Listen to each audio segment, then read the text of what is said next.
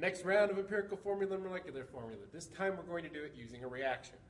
A typical method people use is a combustion analysis for organic compounds. You take an organic compound, you burn it, in excess oxygen. We need as much oxygen as possible so we get a complete burn, otherwise we get a different reaction.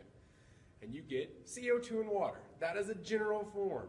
There can be different organics that produce different compounds, but you should always be burning it in excess oxygen to get CO2 and water. As a gas, hopefully, is obvious. So why would we be interested? We're interested because people still do this today. It's a way of determining what you have. And if I tell you you have a hydrocarbon, all that exists is hydrogen and carbon in that compound, so I don't care about anything else. Combustion analysis is very straightforward. Your carbon from your sample goes to CO2, your hydrogen from your sample goes to water, and then we have that oxygen, which we'll talk about in a minute. You find the moles of each piece, which you can find from your products, because I know how much CO2 I have, and so therefore I can figure out how much carbon was used to make it. And all that carbon came from the sample. The same thing goes for my H2O. I know how much water I have, so I can find out how much hydrogen came from the sample. It's just using molar masses to go from grams to mole, and molar ratios, from moles of one thing to moles of another.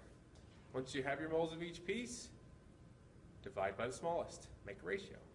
In this case, when we divide by the smallest, we find that we have 1 carbon and 2.67 hydrogens.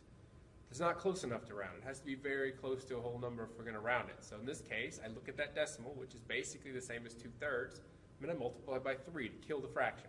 Fraction's gone. But I have to multiply everything. This is math. This is like a formula. You can't multiply one and not the other. So we multiply both. That gives us an empirical formula of C3H8. Done. Close you round, far away you multiply.